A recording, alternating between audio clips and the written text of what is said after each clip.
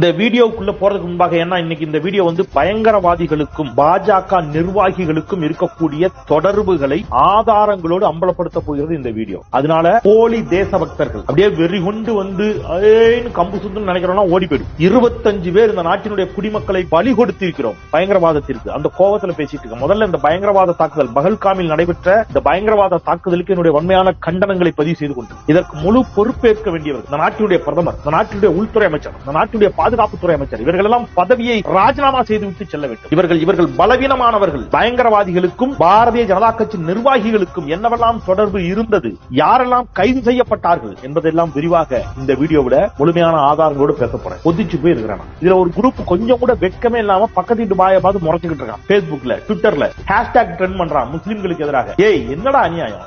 ஒருத்தன் கடை போடுறான். எல்லாம் அவங்க முஸ்லிமான செக் பண்ணி கொண்டான். டேய் செத்து கொல்லப்பட்டதுல முஸ்லீமும் இருக்கான்டா. என்டிடிவி செய்தி Lashkar terrorist got was Jammu BJP minority Morcha IT cell chief. யாருங்க? Active member of BJP. வெக்கம் கெட்டவனுங்களா, மானம் கெட்ட போயிடலாம். எப்படி போட்டோ எடுத்தான்? அங்க இருக்கக்கூடிய அனைத்து பாஜகவினுடைய முன்னணி நிர்வாகிகளோடு போட்டோ எடுக்கிறதுல கூட நிகழ்ச்சிகளை கலந்துக்கிறான். மும்பை தாக்குதலினுடைய மூளையாக செயல்பட்ட பயங்கரவாதி ஹபீஸ் சயீத வேத பிரதாப் வைத்தி பாஜகவை எப்படியாவது ஆட்சியில கொண்டு வந்து அமர வைத்தே தீர்வது என்று யோகா குரு பாபா ராம்தேவ் ஒருத்தன் உட்கார்ந்து யோகா குரு பாபா ராம்தேவின் மிக நெருங்கிய நண்பன் தான் யாருன்னா இந்த வேத பிரதாப் வைத்தி. இந்த வேத பிரதாப் வைத்தி மும்பை தாக்குதலின் மூளையாக செயல்பட்ட ஹபீஸ் சயீத் என்ற பயங்கரவாதிய பாகிஸ்தான்ல போய் சந்திக்கிறான். எப்படி? காங்கிரஸ் இதற்கு எதிராக கடும் போராட்டங்களை செய்கிறது. பாஜக வந்த பதில் என்ன தெரியுமா? அவர் ஒரு பத்திரிகையாளர் என்ற முறையில சந்திச்சாருங்க. அதுக்காக எல்லாம் நாங்க போய் ஒண்ணும் பண்ண முடியாதுன்னு வெட்கங்கட்டவர்களா. PM மோடிஸ் ஏப்ரல் 19 கத்ரா விசிட் போஸ்ட்போன் ஒரு செய்திங்க. அவருடைய விசிட் தள்ளி போயிருக்குது. அப்போ உளவுத்துறையுடைய தகவல் ஏதாவது வந்துச்சா? அதனால நீங்க தள்ளி போட்டீங்கன்னா அப்ப அங்க பாதுகாப்பு அதிகப்படுத்திருக்கணும்ல. இன்னைக்கு ஒரு ராணுவ வீரர் கேட்கிறாரு, 2000 பயணிகள் இருக்கக்கூடிய இடத்துல பாதுகாப்பே இல்லைங்கிறார். ஒரு ஓய்வு பெற்ற ராணுவ அதிகாரி ஒரு ஆங்கில ஊடகத்துக்கு பேசுகிறார். 3 வருஷம் ஆச்சு ராணுவத்துக்கு ஆள் எடுத்து, ஆளே எடுக்கலங்கிறார். எக்கனாமிக் டைம்ஸ்ல வந்து செய்தி அது பாருங்க. DRDO scientist got in Pakistan by rocket is a RSS man. Congress குற்றம் சாட்டி இருக்கிறது. இது இந்தியா டுடே செய்தி. OPS மாதம்ஜி honey trapped by Pak military. இவன் யாரு? இதுல எத்தனை பேர் இஸ்லாமிய, எத்தனை பேர் ஹிந்து? இப்படி பேச ஆரம்பிச்சா என்ன ஆகும்? HAL employee arrested for supplying fighter jet detail to Pak's ISI. அடுத்தது arrested Delhi journalist Raju Sharma was passing information to the Chinese. இப்ப இன்னொன்னு வரும் பாருங்க. Arrested border security force jawan BSF jawan kingpin of Pakistan heroin weapon smuggling rocket. BJP IT cell man Duru Saxena arrested along with 10 others for helping ISI on army. உங்க கட்சிக்கார அத்தனை பேரும் India டுடேல வந்த செய்தி. India நேவியை சேர்ந்த 13 பேர் கைது பண்ணப்பட்டிருக்காங்க. Honey trap. India போர் விமானங்கள் பற்றிய முக்கிய தகவலை கொடுக்கிறான். பாகிஸ்தான் ராணுவ உளவுத்துறையில் உள்ள ஒரு பொண்ணுக்கு நாட்டினுடைய ராணுவ தகவல்களை வழங்குறான். வெறும் 5000 ரூபாய்க்கு நாட்டின் ரகசியங்களை பாகிஸ்தானை சேர்ந்த அழகிக்கு கசிய விட்டார். வெறும் 5000 ரூபாய். செய்தி பாருங்க. வெறும் 5000 ரூபாய்க்கு. வெறும் 5000 ரூபாய்க்கு அந்த செய்தியை காட்டுப்பா. 5000 ரூபாய்க்கு. 5000 ரூபாய்க்கு வக்கத்தான பிட்டிய. காங்கிரஸ் ஆட்சி காலத்தில் நடந்தா அதுக்கு காங்கிரஸ் பொறுப்பெடுத்துக்கணும். பாஜக ஆட்சியில் நடந்தா அதுக்கு பக்கத்து வீட்டு பாய் பொறுப்பெடுக்கணும். எந்த ஊர் லாஜிக் இது?